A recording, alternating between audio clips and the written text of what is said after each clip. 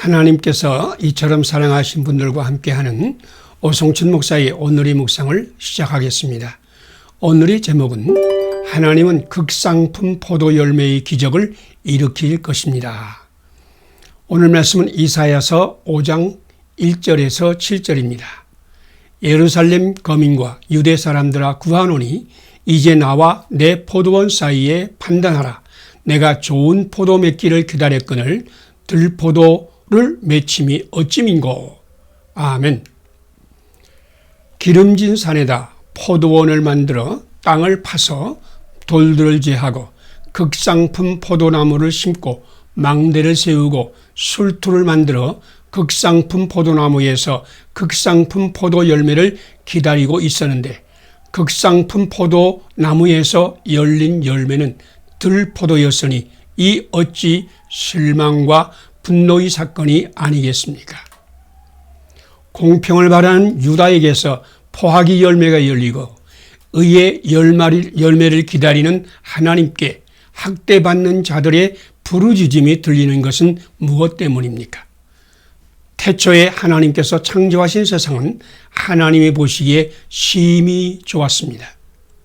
그러나 하나님이 보시기에 심히 좋았던 이 세상은 가장 귀하게 지음받은 사람들의 범죄로 말미암아 한탄과 근심의 세상으로 바뀌었습니다.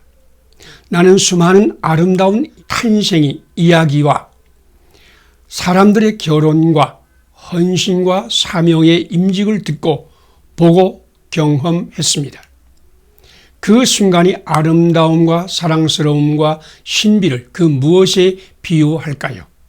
그러나 우리는 얼마 못 가서 그 아름다움이 더러움으로 변하고 그 사랑스러움이 시끄러움과 한탄과 근심의 장으로 바뀌는 것을 많이 경험하였습니다. 사실 이것은 너의 이야기도 아니고 그 사람들만의 이야기도 아니라 바로 나 자신의 이야기요. 또한 나 자신의 인생 이야기이기도 합니다. 나를 낳은 부모님이 나를 낳았을 때 얼마나 기뻐했을까요? 나를 가르친 스승들이 나를 가르치면서 얼마나 큰 꿈을 꾸었을까요? 나를 이 세상에 태어나게 하시고 나를 종으로 부르신 우리 하나님은 얼마나 우리에게 큰 기대를 가졌을까요? 우리는 지금 하나님이 보시기에 아름답습니까? 나의 열매는 과연 극상품 포도 열매일까요? 이제 돌이켜야 할 때가 되었습니다. 이제 회개하여 하나님의 신뢰를, 내 삶의 정결을, 이웃에게 의와 공의의 열매를 맺히기 위하여 기도하며 하나님을 구할 때가 되었습니다. 당신에게 임하신 성령님은 회개하는 당신에게 극상품 포도 열매의 기적을 일으킬 것입니다. 함께 기도드리겠습니다. 세상을 이처럼 아름답게 지으신 하나님, 하나님이 보시기에 좋았던 세상을 회복하소서. 하나님의 의와 진리와 사랑의 영으로 나를 충만하게 하소서. 들포도의 인생을 회개하오니 하나님께 신뢰를, 내 삶의 정결을, 이웃에게 의와 공의의 열매를 맺게 하시옵소서. 예수님 이름으로 기도드립니다. 아멘. 오늘의 실천사항을 함께 나누겠습니다.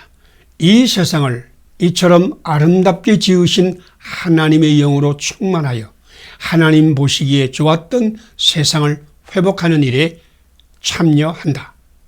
하나님의 의와 진리와 사랑을 몸으로 실천한다. 들포도의 인생을 회개한다. 하나님께 신뢰를, 내 삶의 정결을, 이웃에게 의와 공의의 열매를 맺는 데 힘쓴다. 감사합니다. 오늘도 하나님이 함께 하시는 아름다운 날이 되시기를 바랍니다.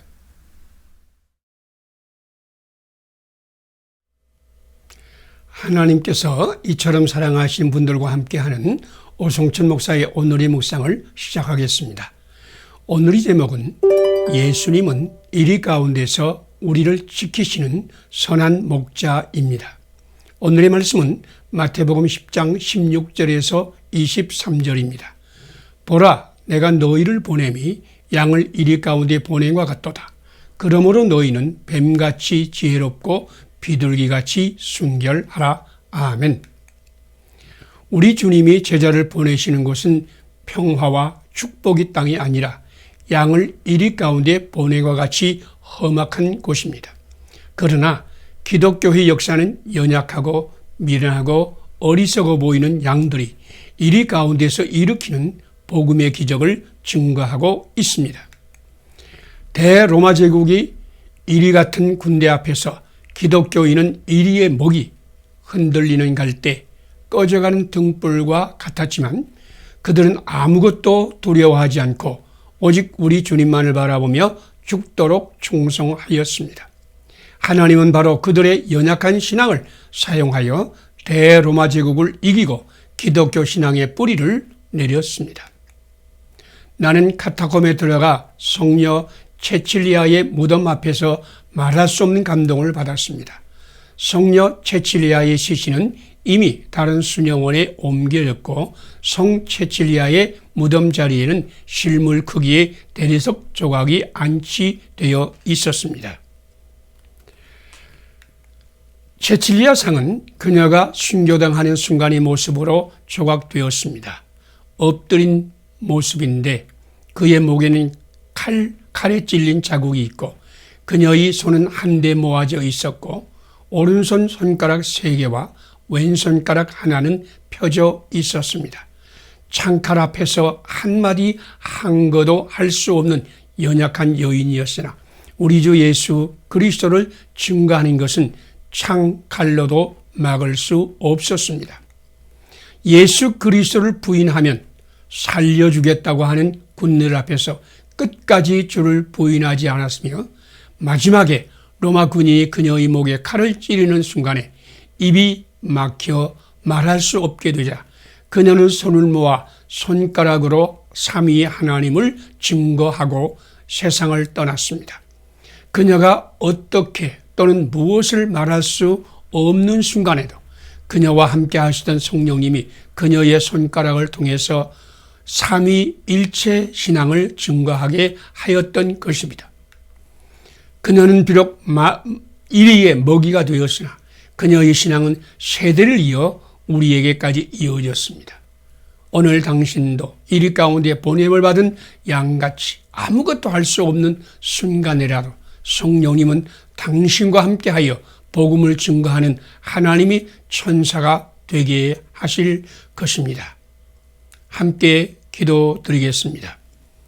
우리를 이리 가운데로 파송하지만 성령님을 보내어 인도하시는 주님, 나도 성령님으로 충만하여 이리 가운데서라도 흔들리지 않고 예수님만 따르게 하소서. 체칠리아의 믿음을 나에게도 주시어 어떤 환경에서라도 예수님을 증거하는 하나님의 천사로 살게 하소서. 예수님 이름으로 기도드립니다. 아멘. 오늘의 실천사항을 함께 나눕니다. 우리를 이리 가운데로 파송하지만 성령님을 보내어 인도하시는 예수님의 영으로 충만하여 이리 가운데서라도 흔들리지 않고 예수님만 따르는 제자가 된다. 체칠리아의 믿음을 본받아 어떤 환경에서라도 예수님을 증거하는 하나님의 천사로 산다. 감사합니다. 오늘도 하나님이 함께 하시는 축복의 날이 되시기를 바랍니다.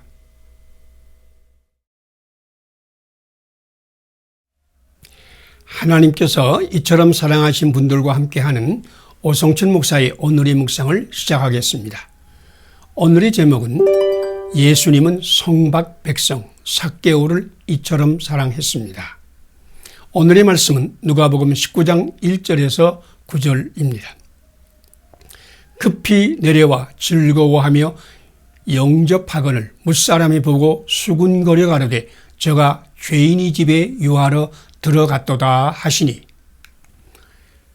사해 북단에 있는 여리고성은 해면보다 수백 메터 낮은 지역이며 학자들이 확인한 바에 따르면 여리고는 중동 지역에서도 가장 오래된 도시 가운데 하나이며 5천여 년 전 것으로 확인된 성벽도 발견되었습니다. 성벽은 여러 층으로 되어 있는데 하나의 도시가 멸망하면 얼마 후에 그 위에 흙과 먼지가 덮여 멸망한 도시의 잔해를 덮어버리고, 그러면 그 위에 새로운 도시가 다시 건설되고, 그러면 그 도시가 멸망하고 그 위에 흙과 먼지가 덮이고, 그러면 그 위에 다시 새로운 도시가 세워지고 하였다고 합니다. 여리고성에서 여러 층의 도시가 발굴되었고, 여호수아와 이스라엘의 행진으로 파괴되었을 것으로 보이는 성벽도 발견되었습니다. 성경의 여리고성은 우리가 아는 성과 다릅니다.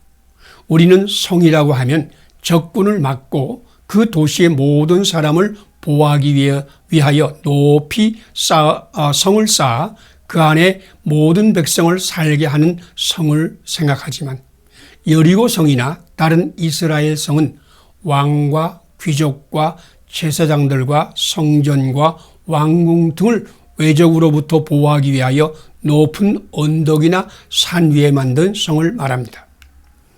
여리고성은 우리나라에서 볼 수 있는 것처럼 넓은 성이 아니라 권력이 있고 재산이 있는 사람들만 보호하기 위하여 만든 성벽입니다. 지금 발굴된 여리고성도 넓이가 아주 작아 한 바퀴 도는 데에 얼마 걸리지 않습니다.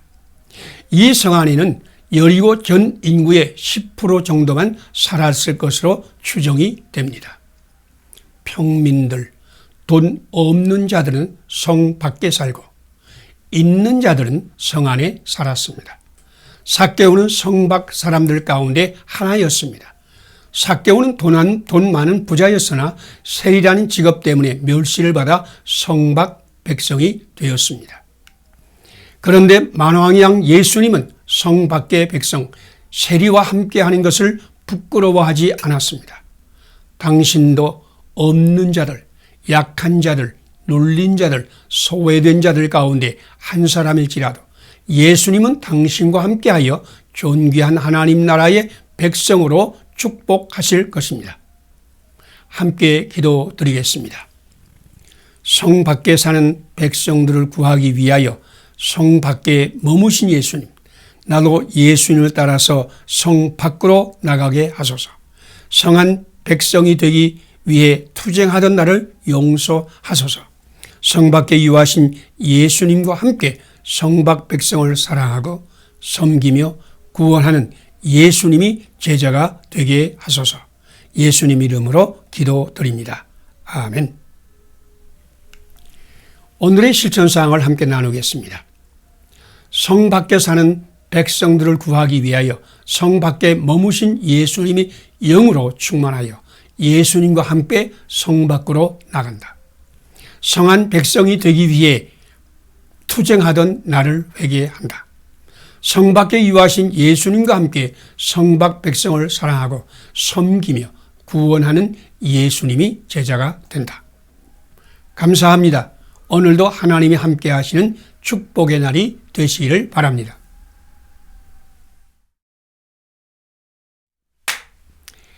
하나님께서 이처럼 사랑하신 분들과 함께하는 오성철 목사의 오늘의 묵상을 시작하겠습니다. 오늘의 제목은 영광의 산상을 버리고 고난의 산하로 내려오신 예수님을 따른다. 오늘 말씀은 누가복음 9장 28절에서 43절입니다. 예수께서 대답하여 가라사대 믿음이 없고 패역한 세대여, 내가 얼마나 너희와 함께 있으며 얼마나 너희를 참으리요, 내 아들을 이리로 데려오라 하시니라. 아멘.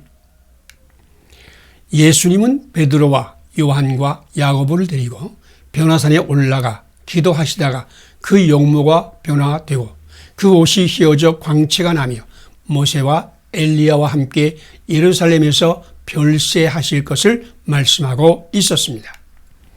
잠에 취하여 졸던 베드로는 예수님의 영광과 및 함께 선 두 사람만을 보고서 주여, 우리가 여기 있는 것이 좋사오니 라고 하였지만 바로 그 순간 산 아래에서는 귀신 들려 고통당하는 어린 소년에게 귀신을 쫓아내지 못한 제자들이 혼란에 빠져 있었습니다.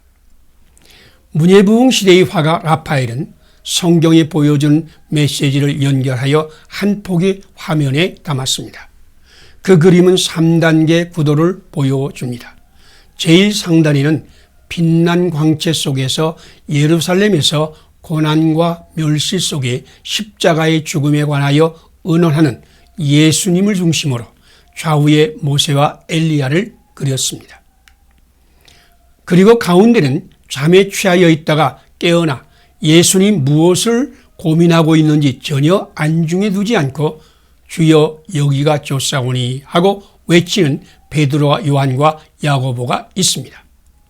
그리고 제일 하단에는 귀신 들린 아이의 고통과 불안과 두려움에 찬 눈과 그 아이 때문에 함께 고통을 당하는 연민과 절망에 빠진 아버지의 모습과 그 아이를 고치지 못한 이유를 남에게 돌리며 이 방법 저 방법을 서로 주장하며 서로 견제하며 싸우며 당황하는 제자들의 모습과 그들을 둘러싸고 있는 호기심 군종들을 그렸습니다. 우리 주 예수님은 저 아래 세상에서 고통당하는 사람들을 위하여 십자가를 바라보고 있었으나 잠에 취한 제자들은 영광스러운 하늘의 모습에 사로잡혀 산 위에 계속 머물기를 원하며 산 아래 제자들은 자기 힘으로 문제를 해결하려고 서로 주장만 내세우며 싸우고 있습니다. 이것이 바로 오늘 나 자신과 한국교회의 신앙의 모습이 아닐까요? 지금 우리와 함께 십자가를 지고 산 아래 세상에 내려가 생명의 기적을 베풀고자 하시는 예수님의 간절한 부르심이 들리지 않습니까? 믿음은 영광의 산상을 버리고 고난의 산하로 내려가는 것입니다. 함께 기도드리겠습니다. 산 아래 고난받는 백성들을 위하여 십자가를 지시고 산 아래 내려오신 예수님, 아직도 산 위의 광채에 사로잡힌 나를 깨우소서. 산 아래를 보지 못하는 어두운 내 눈을 고치소서. 예수님과 함께 십자가를 지고 고난받는 세상을 구하러 산 아래로 내려가게 하소서. 예수님 이름으로 기도드립니다. 아멘. 오늘의 실천사항을 함께 나누겠습니다. 산 아래 고난받는 백성들을 위하여 십자가를 지시고 산 아래로 내려오신 예수님과 함께 십자가를 지고 예수님을 따른다. 산 위의 광채에 사로잡혀 산 아래를 보지 못하는 나의 눈을 주님께 드려 고침을 받는다. 영광의 산상을 버리고 고난의 산하로 내려간다. 감사합니다. 오늘도 하나님이 함께 하시는 축복의 날이 되시기를 바랍니다.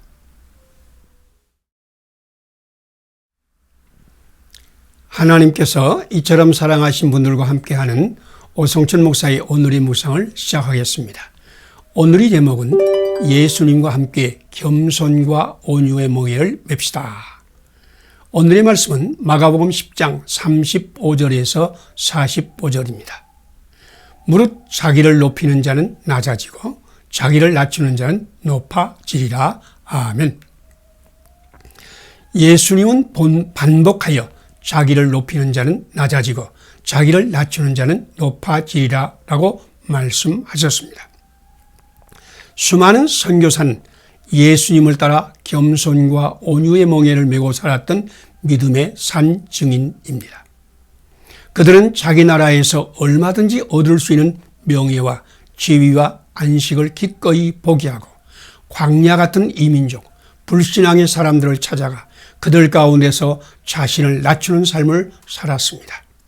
우리 하나님은 십자가를 지고 고난의 삶을 믿음으로 선택한 그 선교사들을 통하여 고난과 저주의 사람들을 살롬과 축복의 사람으로 구원하셨습니다.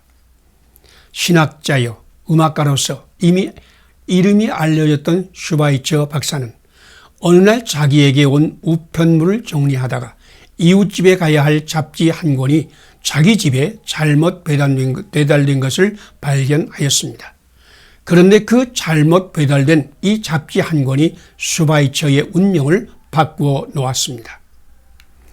그 잡지는 아프리카를 소개하는 잡지였는데 이웃집에 그 잡지를 돌려주려고 그 잡지를 들고 가면서 뒤적여 보다가 그는 아프리카에서 고통당하는 원주민의 참상을 상세히 소개하는 글을 읽었습니다. 슈바이처는 그 글 속에서 들려주시는 하나님의 음성을 받았습니다. 그는 모든 지위와 명예를 다 내버리고 의학을 다시 공부하여 선교사로 아프리카에 갔습니다. 가난하고 병들고 갖가지 문제로 고통받는 아프리카인을 예수님의 이름으로 섬기기 위해서 아프리카의 오지로 들어가면서 슈바이처는 자기가 쌓아놓은 모든 것을 포기하였으나 하나님은 바로 그 아프리카 오지에서 그를 빛나게 하였습니다. 얻으려고 애쓰는 자를 잃게 하시고 주님의 이름으로 버리는 자에게는 얻게 하시는 놀라운 하나님의 원칙은 모든 세속의 원칙을 뛰어넘는 하나님의 대원칙입니다. 어찌하여 얻으려고 애를 쓰십니까? 어찌하여 섬김을 받으려고 발버둥 치십니까? 어찌하여 누가 높으냐고 논쟁을 벌이십니까? 우리 주님을 바라보세요. 그분이 음성을 들으세요. 누구든지 자기를 높이는 자는 낮아지고 자기를 낮추는 자는 높아지리라. 할렐루야. 아멘. 함께 기도드리겠습니다. 자기를 높이는 자는 자를 낮추시고 자기를 낮추는 자를 높이시는 예수님. 나도 낮추는 자가 되어 예수님을 따르게 하소서. 저 높은 곳을 꿈꾸며 살았던 나를 용서하소서. 슈바이처를 인도하신 성령님, 오늘 나에게도 성령 충만하게 임하여 나를 예수님의 길로 인도하여 주소서. 예수님 이름으로 기도드립니다. 아멘. 오늘의 실천사항을 함께 나누겠습니다. 자기를 높이는 자를 낮추시고 자기를 낮추는 자를 높이시는 예수님을 따라 나도 겸손과 온유의 몽해를 맨다.